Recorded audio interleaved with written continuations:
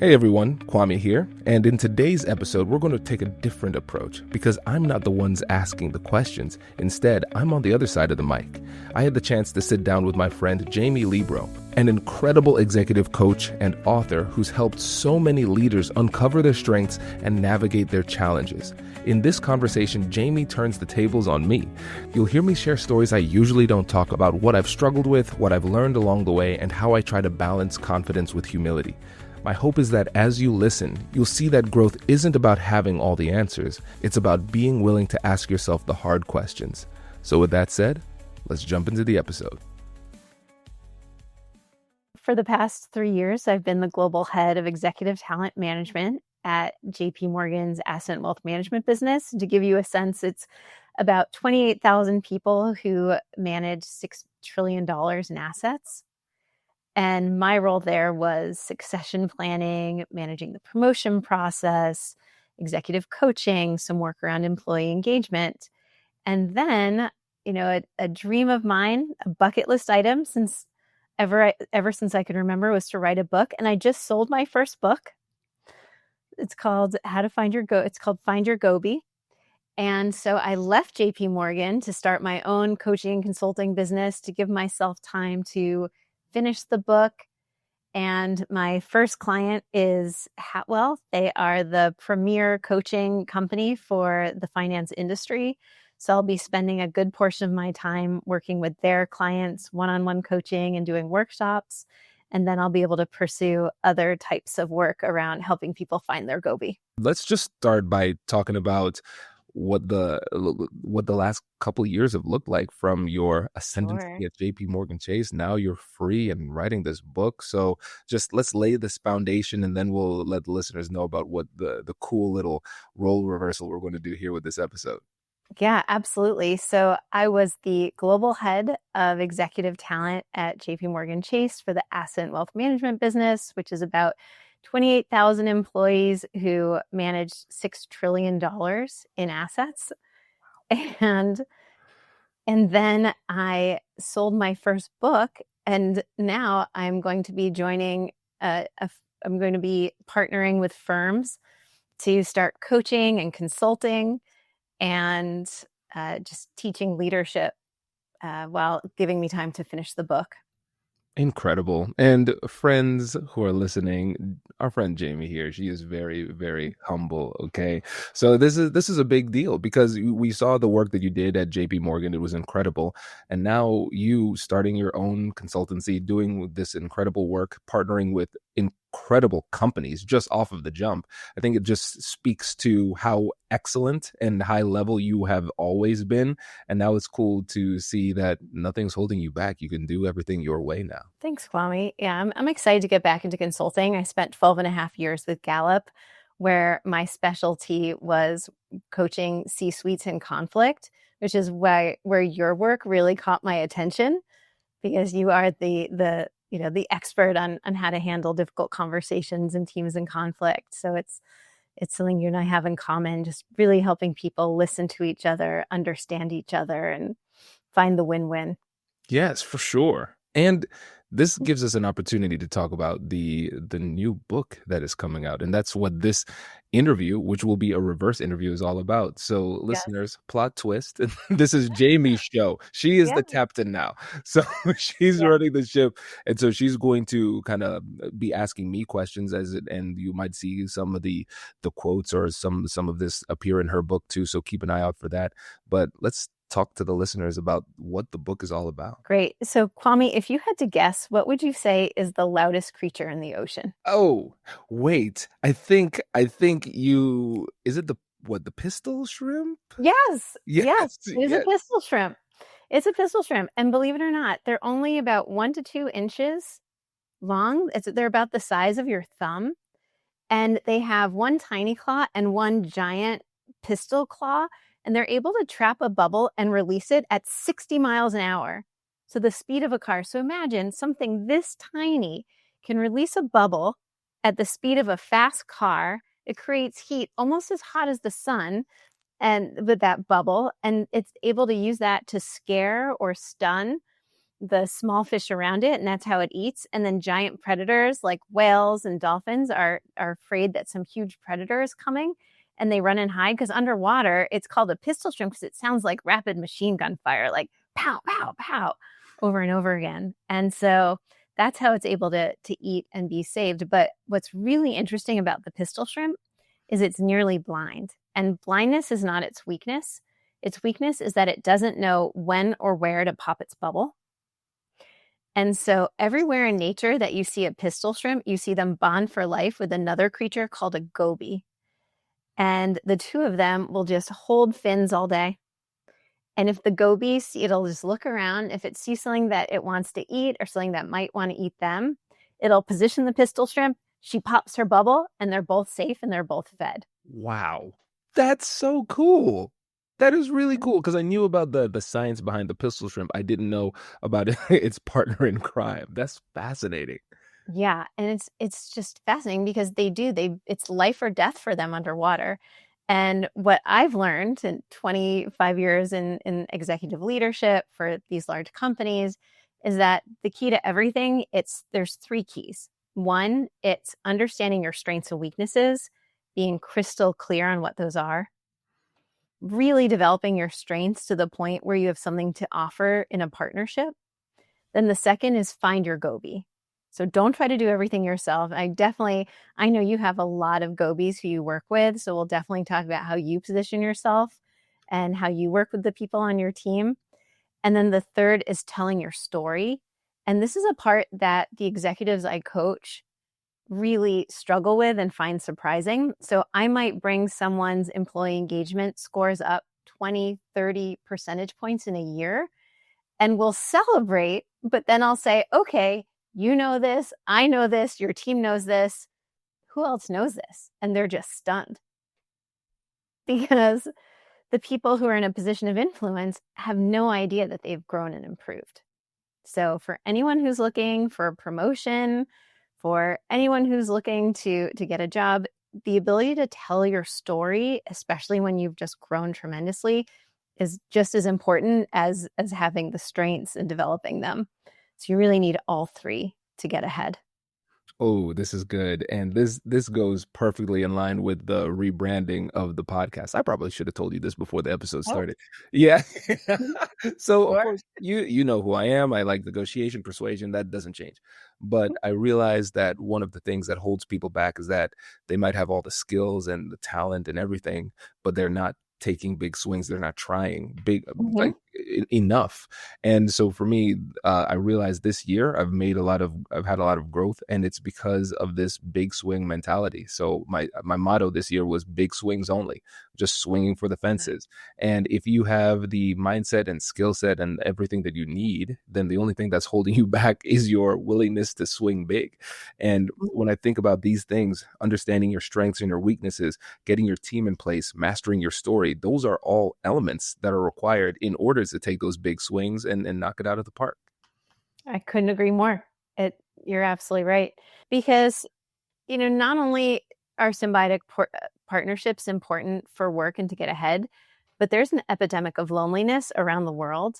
I don't know if you've seen the recent Gallup polls about loneliness, but 18 to 20% of the world would, if you in a representative study of about 98% of the world's population, when they asked, did you feel lonely yesterday? About 18 to 20% said yes.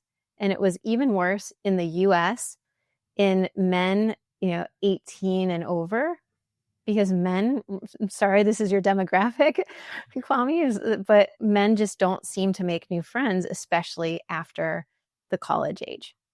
Because in order to make a friend, you need to spend 100 to 200 hours with someone. And when do you ever spend that much time with anyone? Like, if you think about your own life, when do you ever spending that much time with other people? Barely ever, unless they're in your family or you work together.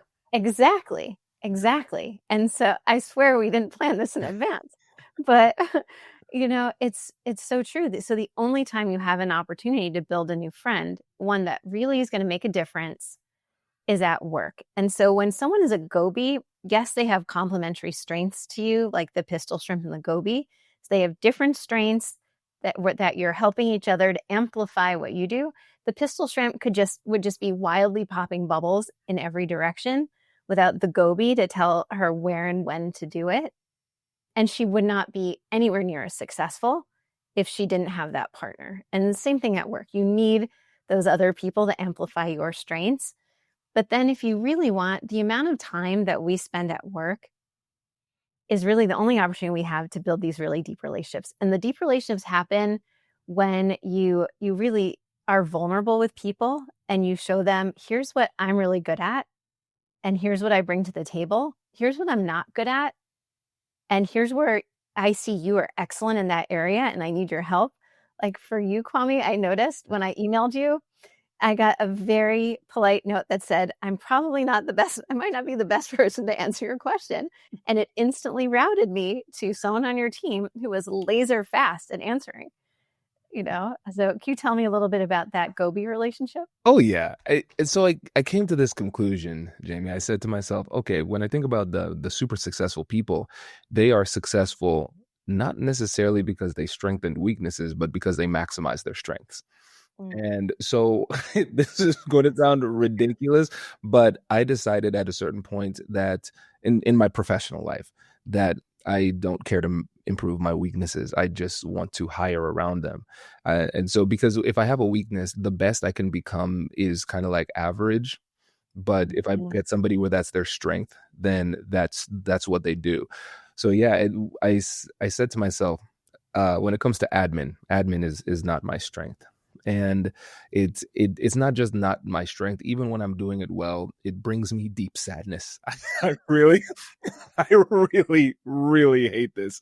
And I said to myself, when you were doing it well, I was like, okay, Kwame, let's come up with a hypothetical. There's a situation. You've contracted this disease, and this disease prevents you from checking email.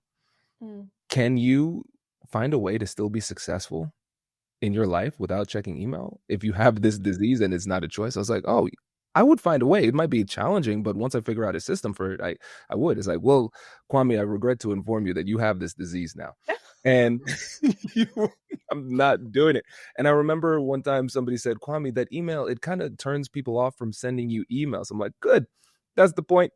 I don't want emails. The email that you got in response said, hey, I'm sorry, I'm probably not going to get back to this because I'm traveling or doing something or generally caught this disease where I can't check emails. But here are the people that you need to get in touch with. If it's this, talk to Emily. If it's that, talk to Simone. If it's that, talk to Ashley, and so on.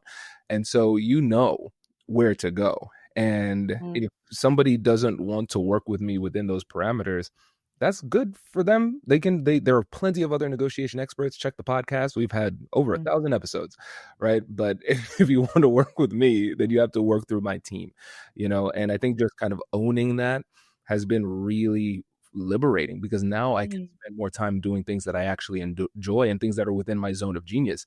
I can do more podcast episodes. I can create more videos. You see me online all the time with my videos now because I have more time and because I am not brought down through the sadness of administrative labor. But it's true. But you know, we're joking, but you have more energy. You can get more done. You can you could take those big swings. Exactly. Because if you were just answering emails all day, there's no big swings in emails. None whatsoever. That's great. Okay, so I have more questions for you. I'd love to hear more about. And there's a reason why I'm asking this, but I'd love to hear what some of your strengths are.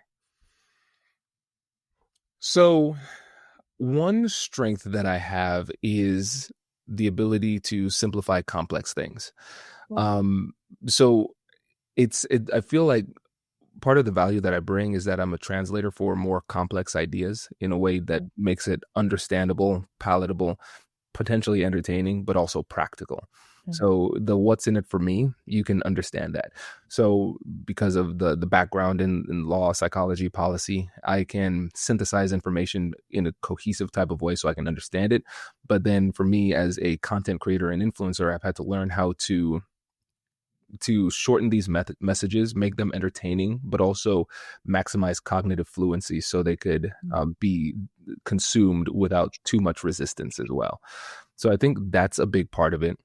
Listening in a way that makes people want to share more, and listening in a way that helps people leave the conversation with a deeper understanding of themselves.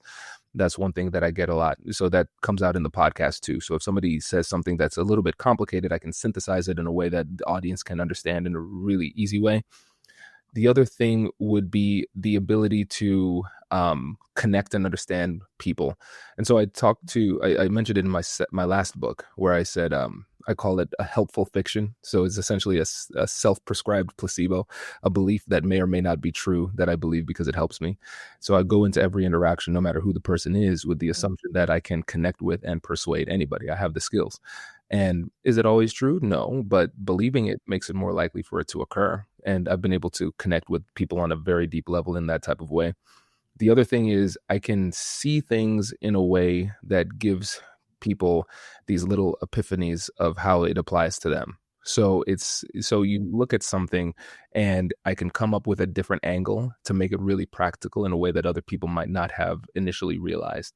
So I think when it comes to content creation, that's something that's been valuable as well.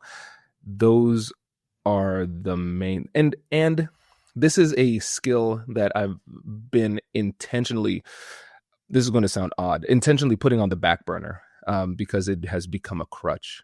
Something used out of proportion can become a liability.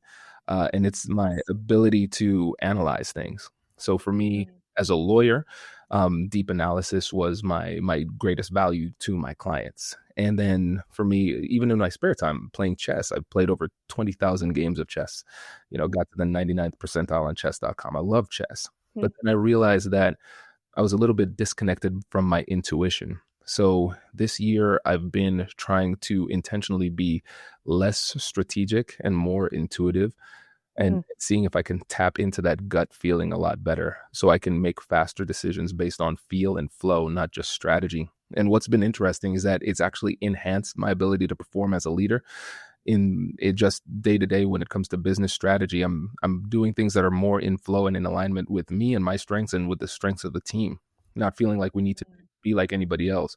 So it's been very interesting because in the last year, it's been very rare that those deep analytical skills have been of value, because in the last few years, I think they've been more liabilities than anything else. So if I'm doing a consulting deal and somebody needs me to analyze a deal or a conflict or something, I can go back into that mode very, very well.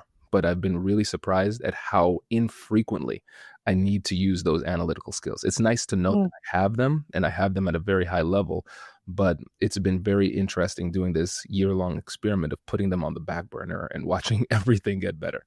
That's fascinating because, so my book, I didn't mention this earlier, is a fable. Oh, cool. And yeah. So they're all characters. So that it starts off with, in the human world, with an executive who's struggling because he doesn't have a gobi. And then we literally go underwater and we have Penny the pistol shrimp and George the gobi and their misadventures. But it's something you just brought up. So Penny has, the giant claw and the tiny claw, and her coworkers are kind of even making fun of her for her mismatched claws. And she's so clumsy because she's off balance all the time. But then she saves everyone with that exact same claw. So it's really striking me what you're saying, that this ability to analyze can be either a strength or weakness depending on the situation and where you're using it. Yeah. And for me, or really I'll say the Gallup definition of a strength is consistent, near perfect performance in a given activity. And a weakness is anything that gets in the way of excellence. And so the difference between, is it a strength or a weakness, is what is your outcome? Is it helping you? Is your analytical ability helping you achieve success in this specific environment or situation, or is it getting in the way? And so if you're going to dig deeper there, what would it be? What triggers one versus the other? And do you have any partners who help you know when to? I remember you talking about how you used to, when you did the session at JPMorgan for our rising leaders, our executive directors, we talked about how you have this urge to always customize content because you love that. You love giving clients exactly what they need. And your team would really help you and help you think about, okay, Kwame, this, you just have to do boilerplate. Your basic content is excellent. You don't have time. The client didn't pay for this. You've just got to go in and do boiler. But this one, the client was willing to pay for and you have a little more time, and now you could customize this. So that was an example of using your Gobi to turn your, know when your customization is a strength versus when it's, taking away from your bottom line. You're right. And that is something that it's so funny you brought that up because that was a couple years ago. And you're right. It's something that I've let go of and it's made everything better, Oh, wow. Yeah, because Great. what I found is, especially with conflict resolution, everybody more or less psychologically, we're dealing with the same thing. I need to change the like one case study. But the whole presentation more or less can be the same. And you saw the presentations, it's almost improv adjacent. So there's a lot of back and forth with the audience. So the audience kind of customizes it just by their engagement as well. Yeah. So it's been cool to let go in that way.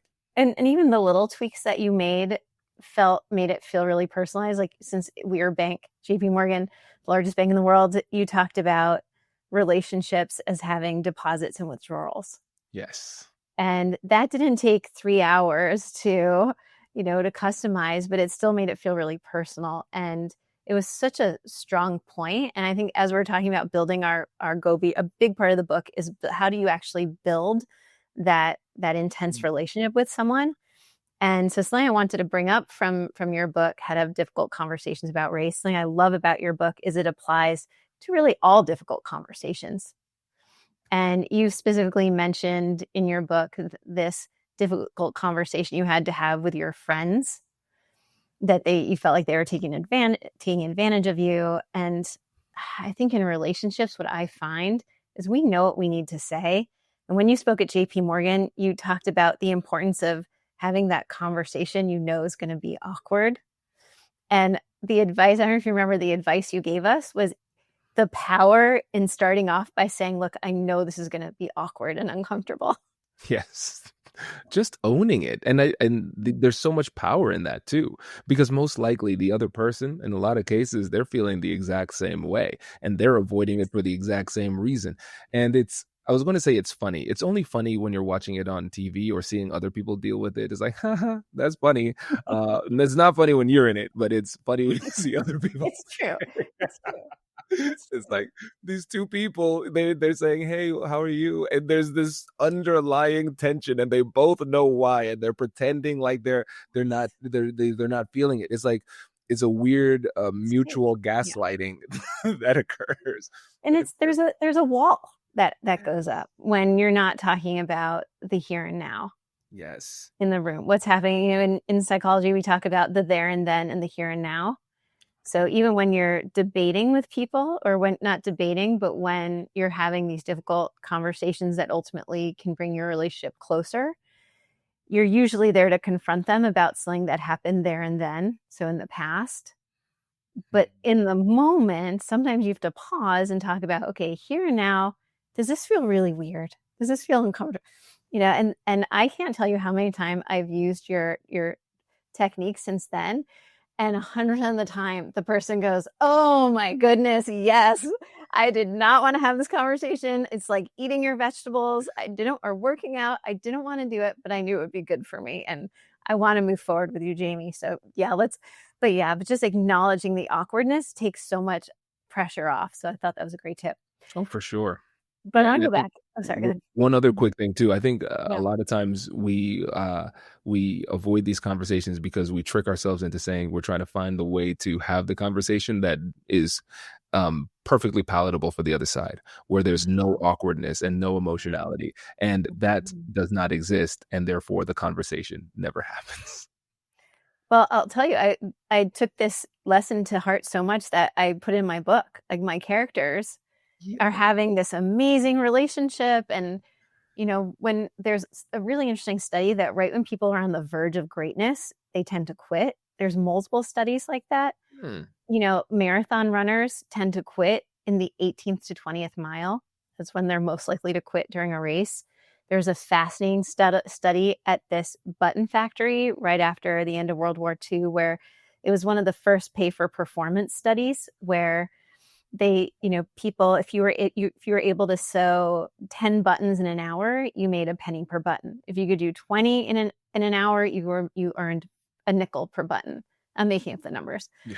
But the place where people quit is right at the beginning, and they're like, oof, no, what did I get myself into? I do not like sewing buttons.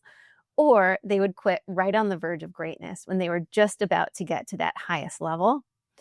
And that really matches up with, I don't know if you're familiar with the conscious competency grid of learning, but when you're new to something, you're brand new to negotiation, you're like, I'm going to nail this. I've seen this on the movies. This is going to be, Kwame told me all about it. I'm going to be awesome. You're consciously incompetent. You're unconsciously incompetent. You don't know what you don't know. And then suddenly, within the first 6 months of a job, you see employee engagement dip in employees because they're like, oh no, this is hard. And they become consciously incompetent. So now they realize they have a whole new set of skills to learn, and they are not good at it yet. And that's really challenging. So that's where you really need a mentor, a champion. You need a friend. Like, this is where you really need a Gobi to just lift you up. And my characters, you'll see them do that. And then next you become, and to get to that next step, like right when you're at the verge of greatness, you need to practice and mentor and push yourself. And then you become consciously competent. So you're good at it. You have to really think about the steps. So maybe they review their Kwame's Guide to Negotiation before they go into the room. And then ultimately you push through and you become unconsciously competent. You don't even have to think about it. Riding a bike, you don't even remember a time that it was hard. If someone told you about that time it was hard for you, you'd have trouble believing them. And so right when at that point of tension, I have my characters get into a really big, misalignment where they wanted to go in two different directions. And they really get frustrated by, one's frustrated, the other gave up. The first one's the other one's frustrated that the other one took a big risk that they wouldn't have taken. And this is real in relationships, right? We have different levels of risk aversion. We have different levels of stamina. And so I have them have a fight, and I have them have this, their mentor forces them. She reserves a conference room and says, both of you go home, sleep on this. And tomorrow, like, you are not leaving that room until you've had maybe an awkward, difficult conversation, until you see what the other person is upset about.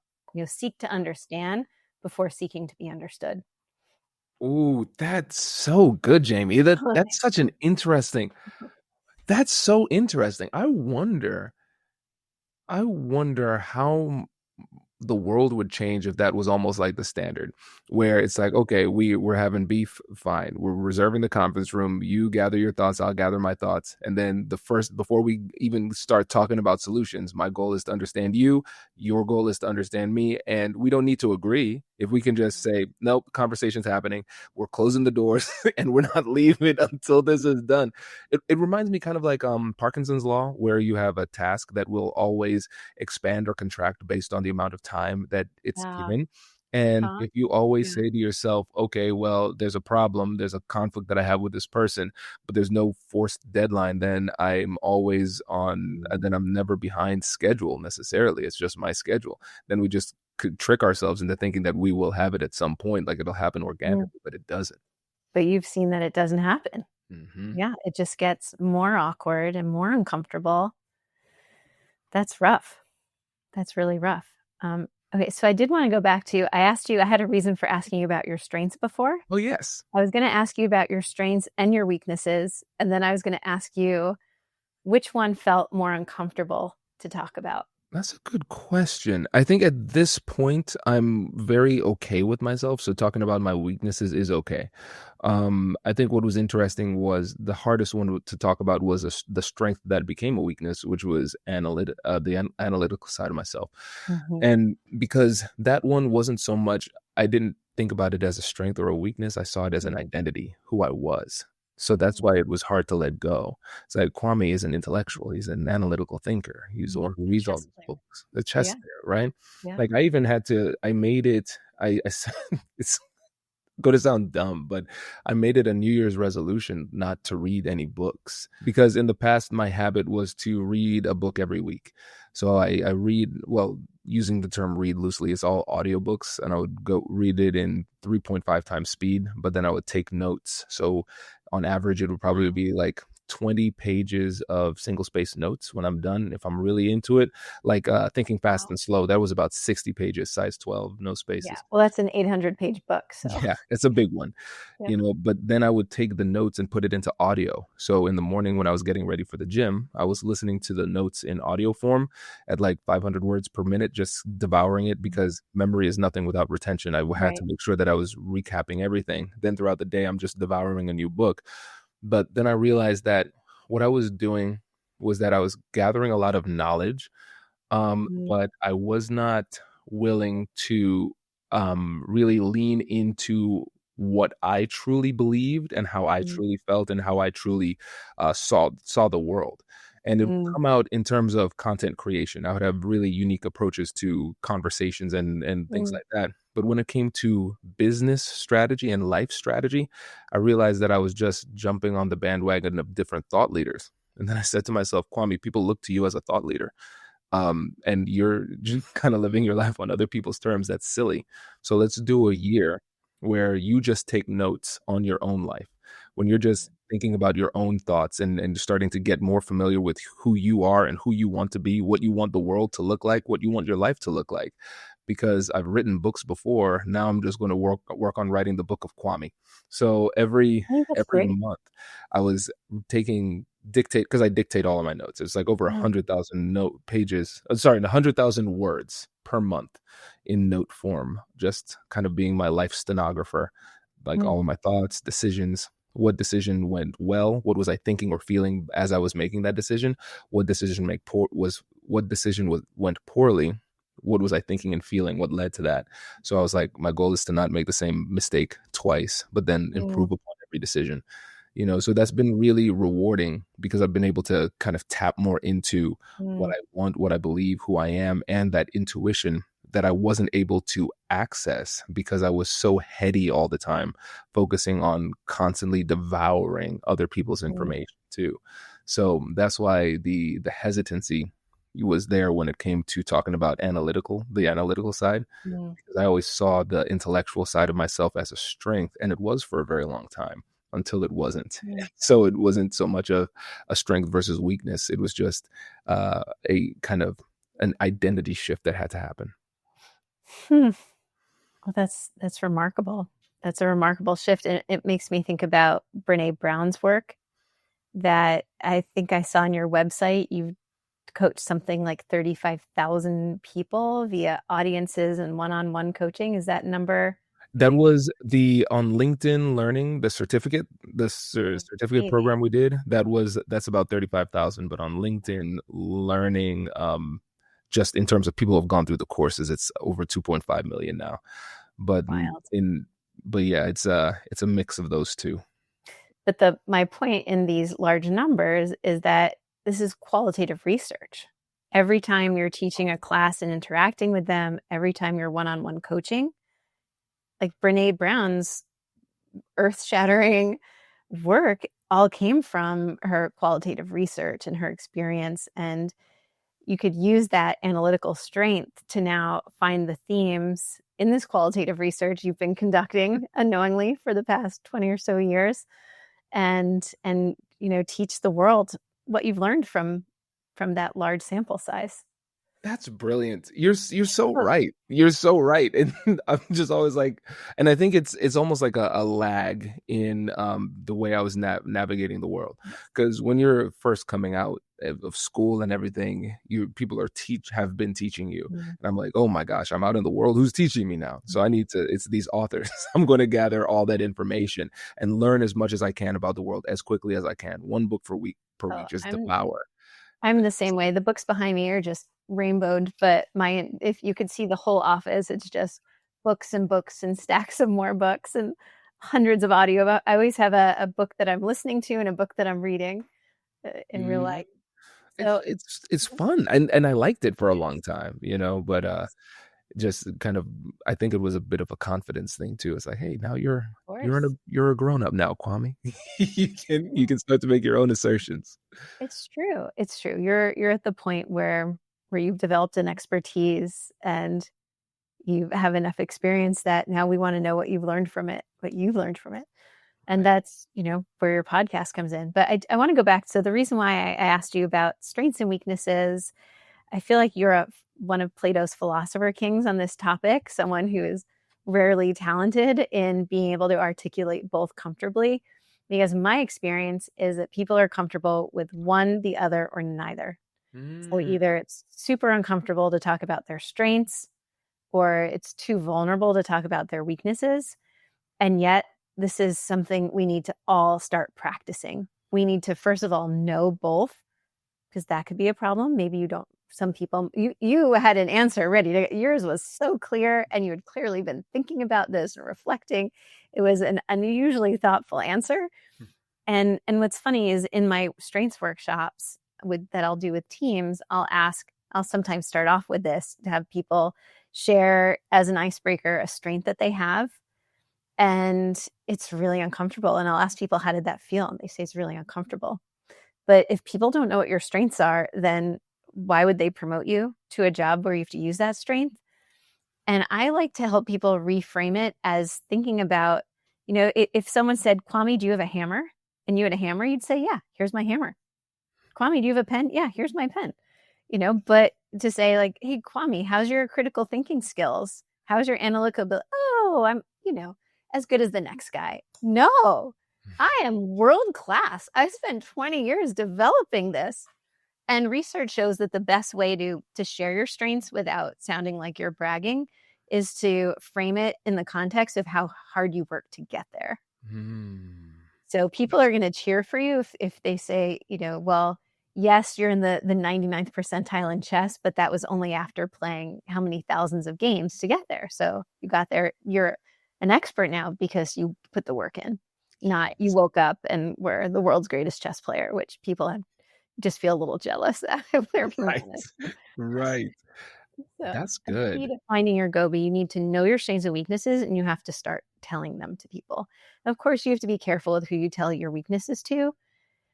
You have to have that level of trust with someone, but it's only so that they don't put you in a situation. They help you avoid situations where you're forced to use your weakness. So if you say to your team, when people send me an email, I just think about it, and I'll have an answer in my head, and then I never send it. I need you all to protect me from this, right? Then you'll have their eyes on it, and they'll make sure that they'll flag the important emails and make sure you answer them. And that's what Gobis do for us. I like this. And I want to go into something too. I want to Please. get your thoughts on this because I've realized that sometimes when it comes to people's unwillingness, especially to share their strengths, it's because they have a bit of an unhealthy relationship with the concept of humility. Yes. And so what humility is not, it is not understating something that is good about you. And I think a lot of times, because that truly is a lie. If you're world class at something Right. and then you're like, oh, I'm okay at it, then you just lied. You cut Right. yourself short and you Oh, I told like that that was reframe. untrue. Yeah. Right. And then the other thing Yeah. too is for me, when I think about humility, I just think about it in terms of accuracy. And so for instance, it shows up in different ways. So for instance, if somebody's like, hey, Kwame, are you good at car mechanics? I'm like, absolutely not. I know nothing about that. Oh, Kwame, hey, great job with that project. Hey, well, shout out to Simone for being the executive producer to help us produce all these episodes. Shout out to Ashley for doing the content, Emily to do that. Right? That's me just being accurate. I'm just telling the Mhm. truth. I didn't do all this by myself. I have a team behind me. That's accuracy. It's like, hey, Kwame, are you good at negotiation? Yes, I'm very good at negotiation because I spent a lot of time doing it. And so I think if you don't think about humility in terms of understating yourself, but in terms of just accurately conveying what is true, then I think it allows you to give kudos to people who might not have shine on them, which comes off as humble. And you can still humbly and accurately talk about the value that you bring to an organization or the skills that you have. Mm. Wow, powerful. And I just want to call out the fact that you are frequently, it's something I've always seen you do, just you frequently love to highlight the strengths of the people on your team. And you really see them. And that's an important part of being a Gobi. And this is where the authenticity comes in, is having like people are like, there were times in my life when I was lonely. I think of my freshman year of college. I had tons of drinking buddies to hang out with.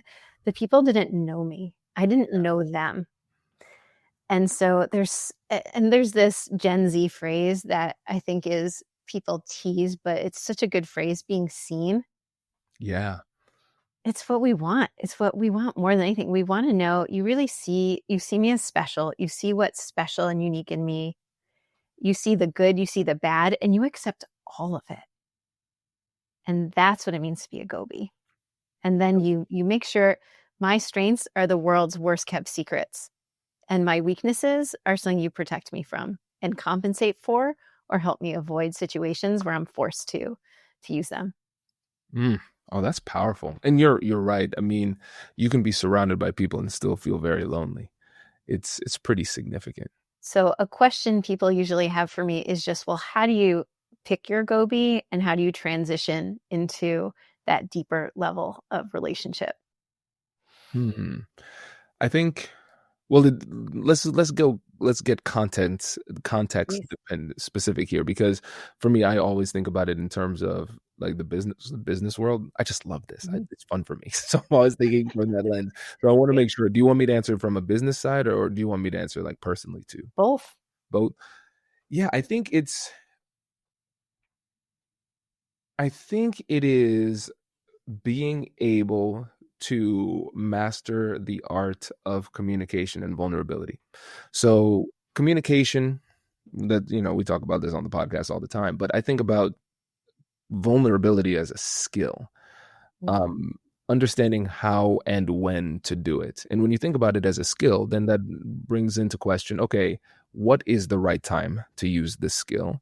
How do I use this skill? With whom do I use this skill as well? And then because you can recognize things where times where it goes wrong. Narcissistic vulnerability is one of those times where you are just oversharing and making people feel very uncomfortable and sharing Mhm. too much too soon in a hyper emotional type of way, Right. where the relationship is not that close, where it warrants that type of closeness. And then the person's like, do you expect me to reciprocate with that, with my trauma? No, I just met you 42 seconds ago. Right. And so I think there are so many different ways to do this poorly.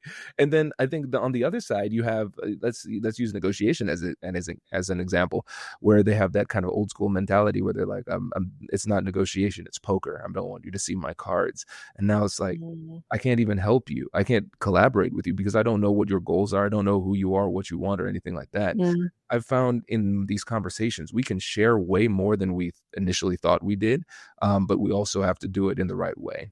So I like to think about vulnerability in a reciprocal sense. So I'm going to drip out a little bit of vulnerability and see if you reciprocate.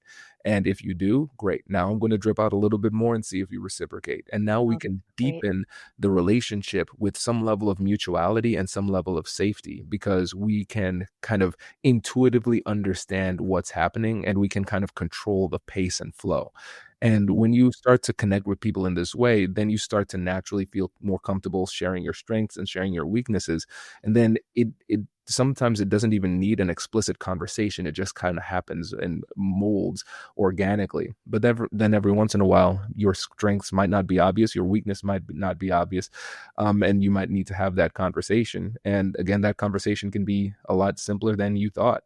It's like, hey, listen, I want to be honest with you. When it comes to this thing, it seems like that comes very easily to you, but it is very difficult for me. And Yes. this other thing, it seems like this is something that I'm good at, but it doesn't seem like you're really vibing with that. Tell me, Mm. am I close on that, or am I just way off? Ah. And then see where the conversation goes. And I think especially when you're willing to take that step and just say, hey, I'm just not great at this thing. I think it gives people the license to do the same, because otherwise they might just try to continue to live life with this veneer of perfection, where you never really know who the person really is. Mm. And how lonely that is to have to fake being someone all the time. Yeah. Because think about it, Jamie. Because even if you Mhm. are successful in convincing Mhm. people that you're perfect and have no vulnerabilities, that's not even a fun way to live life because then you're No. living life just constantly in fear of being Yeah. discovered all the time. Because you're like, man, I'm not perfect. I don't know when my humanity will show at some point. And for me, Yeah. it's made it very easy for me to kind of come clean or admit fault in Mm. myself because I think about it not just from my perspective, but also from the other person's perspective. I want them to be willing and able to do the exact same thing. So, hey, look, I made a mistake. You see what I did there? I said I made a mistake. I apologize for it. I will try not to do it again. So when you do that, Yes. you to do the same thing. I don't want you to sit here and pretend to be perfect. We both saw that you made a mistake. Just own it so we can do better. And And so what's it so important about what you're saying is I always say if people just said what they were thinking, I'd be out of a job. Because how frequently, because you're so good at saying to people, I'm doing this because I want you to do the same thing. But most people who are not philosopher kings on this topic will say, I made a mistake. I'm admitting it. And they stop there and they hope the person gets that you want them to do it and reciprocate later. But, no one's a mind reader. And that's why there's a lot of coaching business out there. Whereas, again, if people just said what they were thinking, I'd be out of a job. And it's Wow. so infrequent that people are willing to say what they're thinking, are willing to own their strengths and weaknesses. But your idea of the vulnerability drip, I think, is fantastic. Thank you. The other interesting thing is when I ask people to talk about who their Gobi is, the first question they have for me is, can I pick my spouse or my partner? Mhm. And I know you talk about Dr. Whitney all the time. And, I definitely want people to have Gobis at work. So you can't just have one Gobi. You have to have Gobis in every aspect of your life. And some of us spend more time at work than at home, but it is nice to have. Do you have that in your partnership there as well? If I could go there. Yeah, for sure. I think one of the biggest things is Whitney's um, mentality of she will be ruthlessly, authentically herself and not care where you I know. love that. Yeah. And for me, I was especially coming from law, which is very conservative. It is kind of conformity is beaten into you throughout your time there. And even when it comes to just a bit of an aside, even when it comes to the way that you think, where our the best legal ideas are largely based on precedent. Mhm. This is what other people did, this is what I'll do. So she is a great example of what it means to be authentic. And I tell her all the time, I'm trying to be more like her in that regard. Be like, find my voice. And you can see if you Yeah. see how I've been online and everything. I've been more Kwame than ever before, and Whitney's been a big part of that. So that's Yeah. one of her strengths. And then for me, I think the strength that I bring to the relationship is more vision, like long-term vision. So, in terms of the direction of the family, where do we live? What does our lifestyle look like? Those bigger picture things. I think that's what the value that I bring, and a big part of that is upbringing too, because Mhm. Whitney came from a Absolutely. single family, and Mhm. she was experienced homelessness from time to time, and for me, it's Yeah. like I'm I never had to worry about those types of things. Yeah. So I had the luxury and privilege of always thinking 5, 10, 20 years ahead because it was just always Mhm. guaranteed. It was assumed. So I think that background helps me to have a little bit better vision, long-term Mhm. vision, and a bigger vision too. But Whitney obviously is incredibly accomplished, being an award-winning doctor, was a clinical professor as well, and now she's doing her own. She's doing more of her own thing. She joined a practice and doing private practice, so now she has time to explore more of her artistic side and be free. So I think that's the good yin and yang that we have. Well, I wouldn't be surprised with your very different experiences growing up if you had different levels of risk aversion as well. Yeah, yeah, yeah, yeah, Yeah. yeah. I I'm curious. Yeah. This is where it gets really interesting. This is where you get healthy conflict. hmm The times when maybe because in your book you talk about growing up being a people pleaser. You're willing to take risks. I mean, being an entrepreneur, starting a podcast, that's so risky hmm because I think your mom was a doctor. So you saw this, what's possible. And this vision of success and education for yourself. So you probably grew up with more comfort in taking risks and having your parents' house to always live in if God forbid it hadn't worked, right? That's what I told Wit. I was like, yeah, because you're right. But my dad is a surgeon. Mom has a PhD in nutrition, and so Oh, I'm like, Whitney, the floor is not low. We could, I said, if all else fails, we go through savings. If all else fails, we downside, and if all else fails, we move in with my parents for a little bit. I right. guarantee you, I'd figure it out by then. And she's like, yeah, in my life, the bottom is the bottom, Yeah. right? And so whenever there's anything that seems to threaten that, it is not just like, oh, we might lose some money. It triggers financial trauma, Yeah. and I think one of the biggest challenges that we still try to work through is that, for me, I am a very confident person. Some may say I do have an ego. And if somebody that's close to me has nothing short of like just ridiculous faith in what it is that I'm doing, it feels very offensive. It's like, well, how much do I need to accomplish for you to feel financially safe here? Because this is ridiculous. Everybody else believes. Why are you freaking out? And that's not very compassionate because of her upbringing. It's hard for her to feel safe. She needs a lot of certain things to feel safe. So my willingness to essentially go all in and risk it all at all times, because I just feel like I'll pull it off, and I've always have. It's just a very different mentality. So Yeah. it's helped me to be a bit more conservative at times in ways that were beneficial to the family, but also more importantly beneficial to the relationship, because there's a level of security she needs in order to feel well, that is different from mine just because of that upbringing. Wow, there's so much to unpack, so many nuggets to unpack in what you just said. And it's an important lesson that you're sharing in partnership, because it could be extreme. There's 33 million different ways of thinking, according to Gallup, with their Clifton Strengths top 5 assessment. There's 33 million possible combinations of it.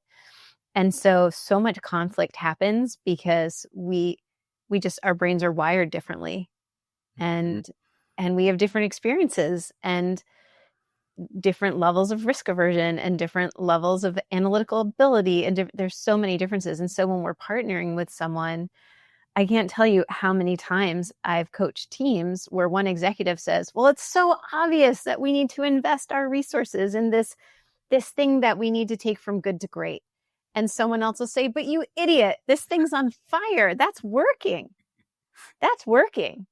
And this is going to explode. And the first person, but even if we put out that fire, it's never going to be the next $1 billion idea. And problem is they're both right, so it's just really, when you have this partnership, acknowledging, stop not thinking right and wrong, start to think, what do we want to accomplish? Where are we coming from? Like, can we pause and get to know each other better and understand the background? And in the research I was doing for this book, one of my favorite interviews I've done so far is with Elias Plagianos. He's a director, award-winning screenwriter. Definitely check out The Hitman, Secret and Lies on Netflix. And he did The Crimson Mask. And I was just trying to learn how to write fiction because, I don't know how to write dialogue. And yet he gave me some of the best leadership advice I've ever received and the best coaching. And it's almost a backhanded compliment. I didn't expect a director and a screenwriter I didn't acknowledge how important a leadership role that is. So that was, a miss on my part. But he said, I have a villain in my story. And he said, Jamie, every villain is a hero in their version of their story. And he said, you have to think about your villains and think about how are they the hero in their story. And I started to apply that with coworkers who were driving me crazy and who I felt like were out to get me. And in my coaching life, I can't tell you how many times executives were like, that person's out to get me. And I'd coach the other person and they never were. I have never had an instance. It's just that person had to do their job and the goals were it really helped me release anger and frustration with those people when I saw like, okay, they're not coming after me. They're trying to be the hero in their story. Wow. Oh, that's so good. That's so good. And you're so right too, because most people don't wake up and say, "I'm planning on being evil today." So they Never. they make decisions that have unintended consequences a lot of times. Yeah. Indra Nooyi, the former CEO of Pepsi, said, always assume good intentions, and it changes Mhm. everything. If you assume this person who feels like they're out to get you, is making your life miserable, you assume they have good intentions, think about how they're the hero. It'll change your ability. And as you talk about in your TED talk, it'll calm you down, enable you to, the cortisol levels will decrease. You'll have access to your amygdala and be able to have conscious thoughts about the conversation. Yes. Ooh, you know something else that just came to mind too, because at the beginning you talked about strengths and weaknesses, the team, and then the story. Um, Mm. the story is something that's really helped me and Whitney. Oh, Because I would, uh like, when she would have concerns about finances, I was like, "Don't you understand how secure the business is?" And she's like, "No, I don't." I said, "Tell you about the wins." She said, "Well, you told me about a deal that you lost and everything, and that made me scared." And so what I did, and I will concede that a large portion of it was spiteful, but what I did was I just took hours and just explained the entirety of the business. I decided I'm going to treat Whitney like an investor. So I'm going to give her investor reports every single month. So I'm like, these are the revenue mm, streams. This is where it comes in. This is what is automatic money that's guaranteed. This is what is additional. So if we lose these contracts on the margins, that's fine because of what is already secure. So we talk about what's coming up down the road, what each mm, deal makes, and all of that stuff, what our run rate is for the company, what our burn rate is, how much money we need to make for the rest of the year, all of that stuff. And amazing. it was like 15 pages. I was like, "You Right. take this."